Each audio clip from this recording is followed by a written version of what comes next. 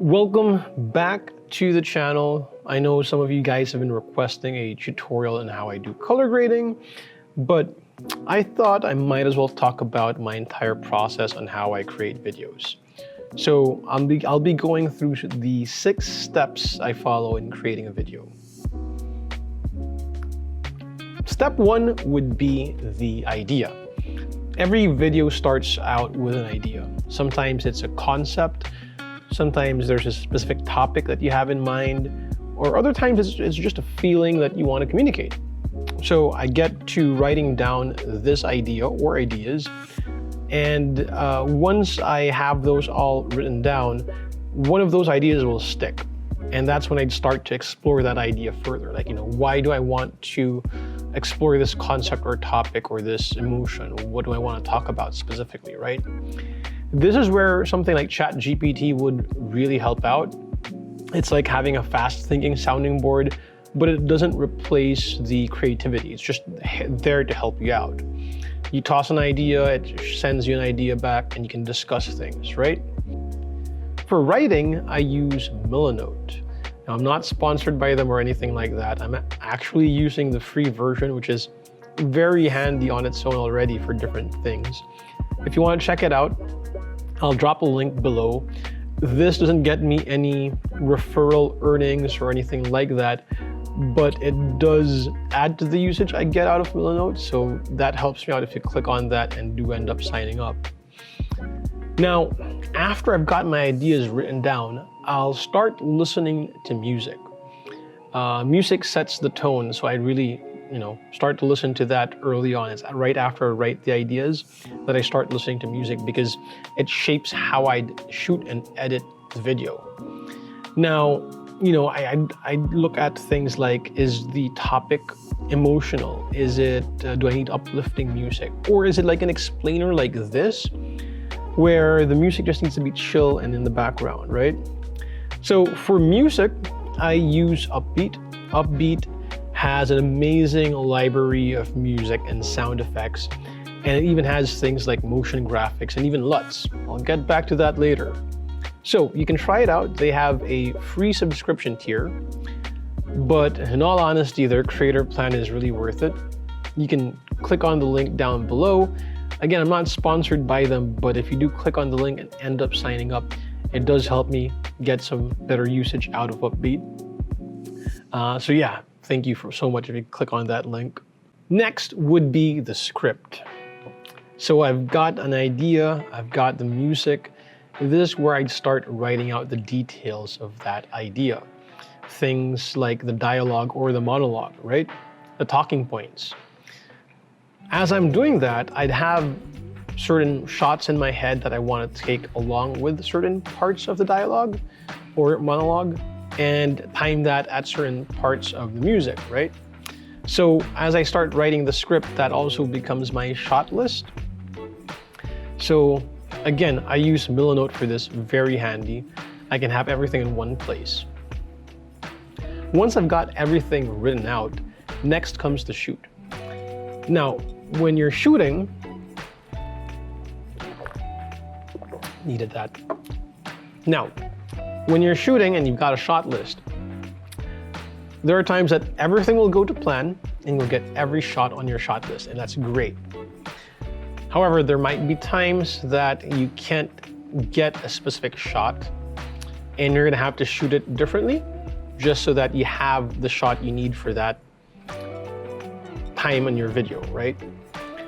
Other times you might have more ideas come in and you want to do a shot differently, not because you can't do the shot, you already got the shot, but you want to add and try a different angle or try a different timing to the shot, right?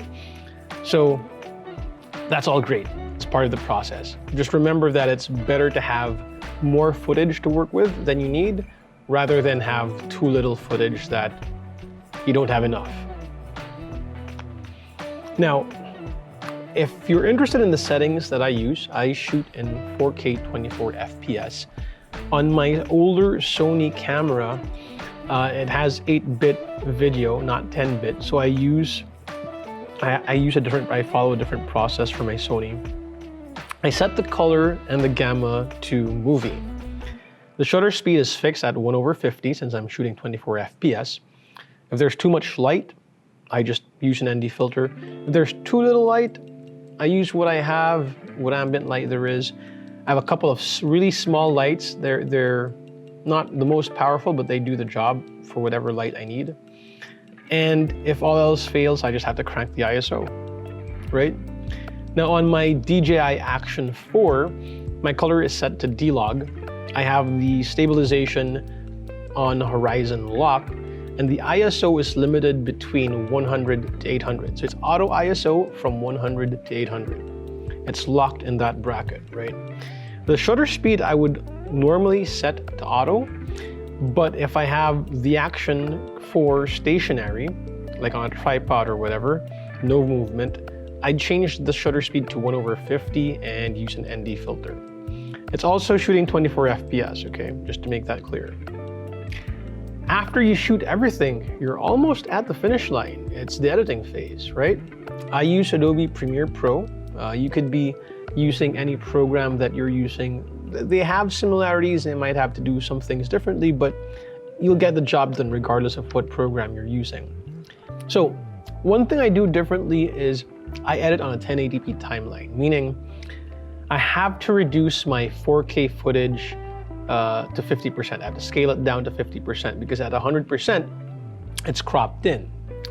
But this allows me some flexibility in cropping and reframing the shots. At the end of the edit, I just export it at 4K. Now, remember what I mentioned earlier about upbeat having LUTs? That's actually what I use for my color grading.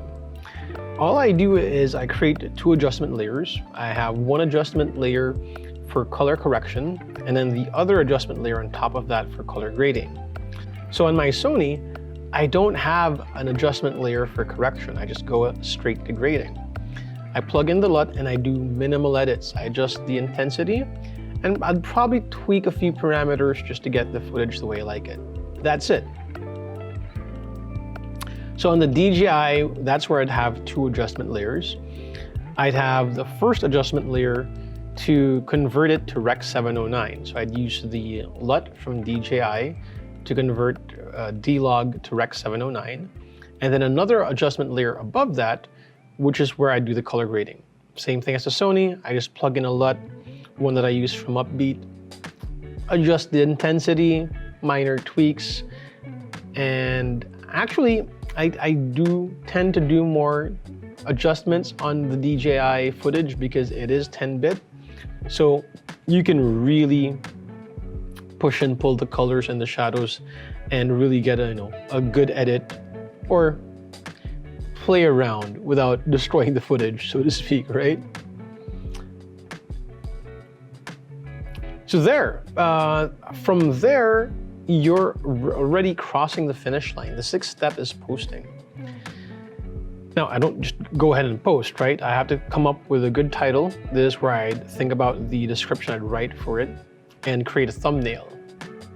Again, ChatGPT comes in handy here as a sounding board, trying to figure out the title. Sometimes the idea, back in step 1, that would be the title. Other times I'd tweak it and play around with the wording, get a nice description, type out a description. I don't use everything that ChatGPT sends my way. There's always rewording and restructuring involved so that it doesn't sound AI-ish, robotic, right? And from there, yeah, you start to upload. I create the closed captions as well. Premiere takes care of that. It does transcripting and captioning. And for thumbnails, I use Canva. So ChatGPT might provide a suggestion or a layout for a thumbnail, and I'd use my camera, either the DJI or the Sony, to take photos for that thumbnail and edit that in Canva, and that'll be the thumbnail. So that's my process. It's not perfect, but it is what I'm used to. Let me know if this helped out, or maybe you follow a different, more efficient process. Comment down below, and I'll see you in the next video. Cheers.